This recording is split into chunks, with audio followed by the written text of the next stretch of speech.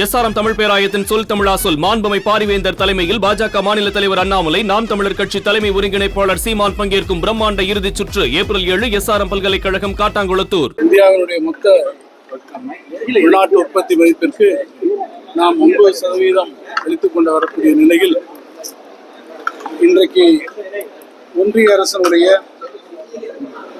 Statistics and program implementation துறையினுடைய சார்பிலே வெளியிடப்பட்டிருக்கக்கூடிய ஆய்வறிக்கை வந்திருக்கிறது.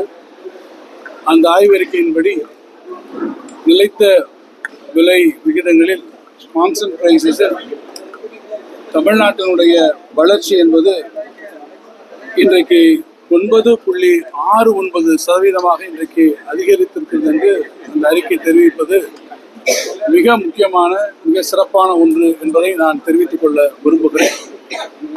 9.69% என்பது கடந்த 10 ஆண்டுகளில் நீங்கள் பார்ப்பீர்கள் என்று சொன்னால் இந்த வளர்ச்சி நிச்சயமாக எட்டப்பட முடியாத ஒரு வளர்ச்சி. நம்முடைய மாண்புமிகு முதலமைச்சர் அவர்களுடைய தெளிந்த வழிகாட்டுதல்கள், முதலமைச்சர் அவர்கள் கடந்த 4 ஆண்டுகளில் எடுத்திருக்கக்கூடிய பல்வேறு முயற்சிகளினுடைய காரணமாக நமக்கு இந்த மிகப்பெரிய வளர்ச்சி நமக்கு கிடைத்திருக்கிறது. அதன் வகையிலே நீங்கள் பார்ப்பீர்கள் என்று சொன்னால் கடந்த ஆண்டில் நம்முடைய பொருளாதாரம் என்பது 15.73 லட்சம் கோடியாக இருந்த அந்த பொருளாதாரம் இன்றைக்கு 17.23 லட்சமாக இந்த ஆண்டிலே அது உயர இருக்கிறது. இந்த 9.69% கான்ஸ்டன்ட் பிரைசஸ்லே வரக்கூடிய இந்த வளர்ச்சி என்பது நீங்கள் நாமினல் பிரைசஸ் என்று வரக்கூடிய இதிலே நீங்கள் எடுத்துக்கொள்வீர்கள் சொன்னால், அதாவது இன்ஃப்ளேஷன் பணவீக்கத்தை உருவாக்கி நீங்கள் எடுத்துக்கொண்டால் அது 14% இருக்கும். பணநீக்கம் இல்லாமல் நீங்கள் அந்த ரியல் பிரைசஸில் நீங்கள் எடுத்துக்கொண்டால், கான்ஸ்டன்ட் பிரைஸில் எடுத்துக்கொண்டால் 9.69%. இது தமிழ்நாடு அரசு இந்த ஆண்டு நம்முடைய பட்ஜெட்டை கொடுப்பதற்கு முன்பாக எக்கனாமிக் சர்வே ரிப்போர்ட் ஒன்றை நாம் வெளியிட்டிருந்தோம்.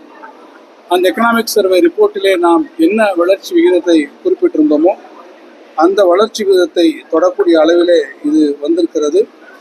இந்த வளர்ச்சி விகிதம் என்பது அதில் சுட்டிக்காட்டியிருப்பதை போல 8% நாம் அதை சுட்டிக்காட்டியிருந்தோம். ஆனால் இன்றைக்கு 9.69% அந்த வளர்ச்சி விகிதம் அது கூடியிருக்கிறது. அதே போல மதிப்பிற்குரிய திரு ரங்கராஜன் அவர்கள், சிறந்த பொருளாதார நிபுணர் அவர்கள், அதே போல திரு KR சண்முகம் அவர்கள் வெளியிட்டிருந்த அறிக்கையிலே சொல்லியிருப்பதை போல அது 9.3% இருக்கும் என்று அவர்கள் சொல்லியிருந்தார்கள். அதையும் சர்பாஸ் செய்து நாம் இன்றைக்கு 9.69% நாம் இன்றைக்கு வந்திருக்கிறோம். இதில் 3 முக்கியமான துறைகள். முதலாவது இருக்கக்கூடிய பிரைமரி துறை இருக்கக்கூடிய விவசாயம், இரண்டாவது துறையாக இருக்கக்கூடிய நம்முடைய உற்பத்தி துறையாக இருக்கக்கூடிய இருந்தாலும் சரி, அல்லது மூன்றாவது துறையாக இருக்கக்கூடிய நம்முடைய சர்வீசஸ் துறையாக இருந்தாலும், இவற்றில் விகிதங்களை பார்க்கிற போது சர்வீசஸ் துறை நமக்கு மிகுந்த பங்களிப்பினை அளித்திருக்கிறது. அதே போல் நம்முடைய உற்பத்தி துறையும் அதற்கான குறிப்பிடத்தகுந்த அளவில் ஒரு பங்களிப்பை தந்திருக்கிறது. இந்த வளர்ச்சி என்பது இந்த விகிதத்திலே நாம் செல்லும் என்று சொன்னால், நாம் ஏற்கனவே நம்முடைய மாண்புமிகு முதலமைச்சர் அவர்கள் சொன்னதைப் போல நாம் 2030ஆம் ஆண்டிலே $1 trillion எக்கானமியை நாம் பெறக்கூடிய அளவிற்கு இந்த வளர்ச்சி விகிதம் நம்மை விட்டு செல்லும். இது மாண்புமிகு முதலமைச்சர்களுடைய விஷன், அவருடைய தொலைநோக்கு பார்வை, அவர் எடுத்திருக்கக்கூடிய பல்வேறு முயற்சிகள், தமிழ்நாட்டினுடைய பொருளாதார மேம்பாட்டிற்கு அவர்கள் செய்திருக்கக்கூடிய தொழில் முதலீடுகளை நம்முடைய நாட்டுக்கு கொண்டு வருவது, உள்ளூரிலே தொழில் செய்வதை மிகுந்த எளிமைப்படுத்தியது என்கின்ற வகையில் அவர் எடுத்திருக்கக்கூடிய முயற்சிகளுக்கு இது மிகுந்த ஒரு சான்றாக அமைந்திருக்கிறது. மக்களுடைய நலவாழ்வில் அக்கறை கொண்டு அவர் எடுத்திருக்கக்கூடிய இந்த முயற்சிகள் எல்லோரையும் ஒருங்கிணைத்திருக்கக்கூடிய அந்த வளர்ச்சி என்பதும் இந்த பொருளாதார வளர்ச்சிக்கு அடிகோலாக மாறியிருக்கிறது என்பதை நான் தெரிவித்துக் கொள்ள விரும்புகிறேன். அதன் வாயிலாக நம்முடைய ஒட்டுமொத்த இந்த பொருளாதாரம் என்பது இன்றைக்கு மிகப்பெரிய வளர்ச்சியை நாம் பெற்றிருக்கிறோம் என்பதை செய்தியாளர்களுடைய சந்திப்பின் வாயிலாக நான் மிகுந்த மகிழ்ச்சியோடு உங்கள் அனைவருக்கும்